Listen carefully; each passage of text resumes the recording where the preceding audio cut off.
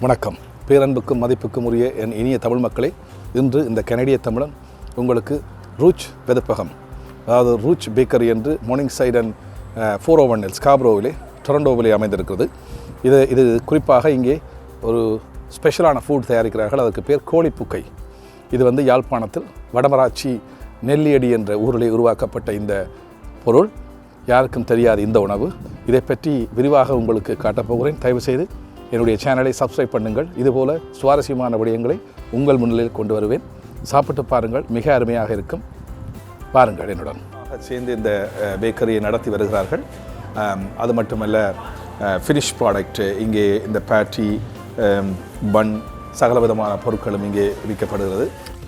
வெங்காயத்தை இப்பொழுது வெட்டி கொண்டிருக்கிறார். அந்த வெட்டப்பட்ட வெங்காயம் போட்டு எண்ணெயிலே போட்டு வதக்கி கோழி புக்கை பொருளுக்கு ரெடியாகிறது. அவர் இங்கே உள்ளியையும் இஞ்சியையும் பேஸ்டாக்கி அதையும் போடுகிறார். போட்டு அழகாக தாளிக்கின்றார். அதாவது இந்த கோழி புக்கை என்று சொல்லப்படுகிறது. இது ஒரு விசேஷமான பொருள். இப்பொழுது இதற்கு மூல காரணமாக மூலப்பொருளானது அரிசி மற்றும் கோழி வெட்டப்பட்ட கோழி துண்டுகள் எல்லாம் போடப்பட்டு அழகாக நல்லா கழுவப்பட்டு தோல்களெல்லாம் நீக்கப்பட்டு அந்த வெள்ளை தோல்களெல்லாம் அதாவது சிகப்பு பச்சை அரிசி. பாருங்கள், சிகப்பு பச்சை அரிசி தான் குறிப்பாக இந்த கோழி புக்கைக்கு சேர்க்கிறார்கள். மூலப்பொருளாக சிகப்பு பச்சை அரிசி. உப்பு போடப்படுகிறது. உப்பு இல்லா பண்டம் குப்பையிலே என்பார்கள். உப்பு இல்லாவிட்டால் கதையை முடிந்துவிடும். அதனால் உப்பு முக்கியம். உப்பை போடுகிறார். அதன் பின்பு ஏகப்பட்ட மஞ்சள் பவுடர் போடுகிறார். மஞ்சள் பவுடர் போட்டு கிளறுகிறார்கள். இப்போ கிளறப்போகிறார். நன்றாக கிண்டி நல்ல வேக வைக்கிறார்கள். மிளகாய் பொடி போடுகிறார். முக்கியமான இடத்தை வகிக்கின்றது சுவைக்கு மற்றும் ஸ்பைசி. முக்கியமாக எங்களுடைய இலங்கை மக்கள் கூடுதலாக விரும்பி உரைப்பாக சாப்பிடுவார்கள். காரத்தை விரும்புகிறார்கள்.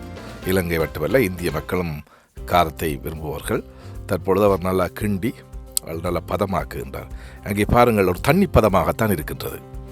இது ஒரு பொங்கல் என்று சொல்லுவார். சர்க்கரை பொங்கல், வெண்பொங்கல். அதுபோல் இது கோழி புக்கை என்று சொல்லப்படுவது எங்களுடைய தமிழிலே கோழி புக்கை பொங்கல். சிக்கன் பொங்கல் என்று நாங்கள் ஆங்கிலத்தில் இதை அழைக்கலாம்.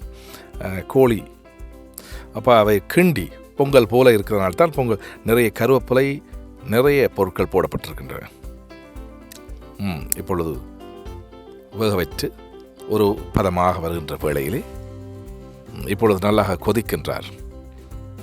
அப்படியே கொதித்து ஒரு கொதென்று கொதிப்பாக வருகின்றது. இன்னும் தண்ணி பதமாகத்தான் இருக்குது. இப்பொழுது பாருங்கள், ஓரளவுக்கு தண்ணி பதம் பற்றி நல்ல கிண்டிய பருவநிலை வருகிறது. நல்லா கிண்டுகிறார். கிண்டி நல்ல அழகாக பதமாக இதமாக அப்படி எடுத்தால்தான் நாவுக்கு சுவையாக இருக்கும் இல்லையா? நல்லா வேக வைத்து சிகப்பு பச்சரிசி பொங்கலுக்கு போடுவார்கள். அதைத்தான் இங்கே பாவிக்கிறார்கள். அவர் மீண்டும் வெங்காயம், கருவேப்பிலை, பச்சை மிளகாய் சேர்த்து கொண்டிருக்கிறார். வெங்காய பிரியனாக இருப்பார் போல நிறைய வெங்காயம் சேர்க்கப்படுகிறது. வெங்காயம் உண்மையிலேயே சுவை ஊட்டும்.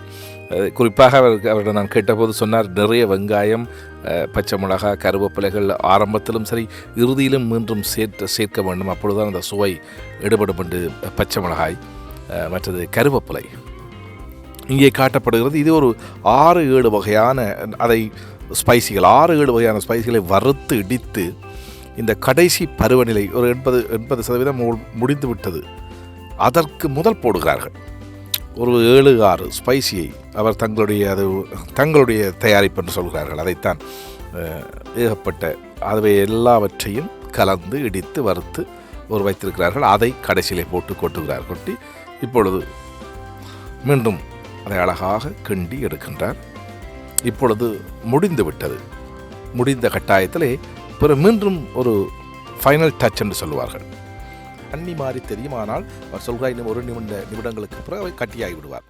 ஆனால் சூடாக எடுக்கின்ற போது அவைகள் தண்ணி மாறி தெரியும். அது மட்டுமல்ல, இங்கே மற்ற பொருட்களும் இங்கே பாருங்கள், இறால் வகைகள் அவற்றை நன்றாக வெதுக்கி அவை மற்றும் குடல் கறி இருக்கின்றது. அது குடல் கறி செய்கிறார்கள். வெறும் எங்களுடைய இலங்கை தமிழான ஸ்பைசி மீனை தருகிறார்கள், பொரிக்கிறார்கள்.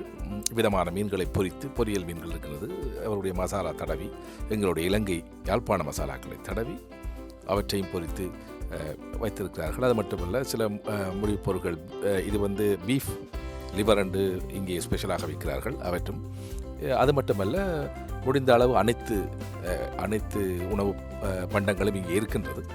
நீங்கள் சுவைத்து பாருங்கள். உண்மையிலே குறிப்பாக இந்த கோழி புக்கை மிக விசேஷம் இந்த கடையிலே. அது மட்டுமல்ல, நித்தரி பொரியல் அது இது என்று அடுக்கி வைத்திருக்காரு. பசிக்கிறது பார்த்தால் அங்கே நீங்கள் ட்ரை பண்ணி பாருங்கள், கண்டிப்பாக உங்களுக்கு பிடிக்கும். இப்பொழுது நான் இந்த கோழி புக்கையை சாப்பிட்டு பார்க்க போகிறேன். தயாரான விதத்தை நீங்கள் பார்த்தீர்கள்.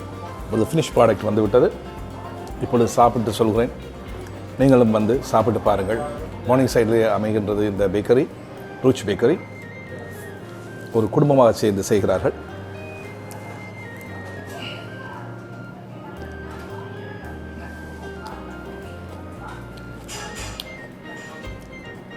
அருமை. எல்லாம் கணக்காக இருக்கிறது. ஸ்பைசி கண்டிப்பாக பிடிக்கும். குறிப்பாக இலங்கையிலே வடமராட்சி நெல்லியடியிலே உருவாக்கப்பட்டது இந்த கோழி புக்கை. இந்தியாவிலே இதை வெண்பொங்கல், சர்க்கரை பொங்கல் என்று சொல்வார்கள்.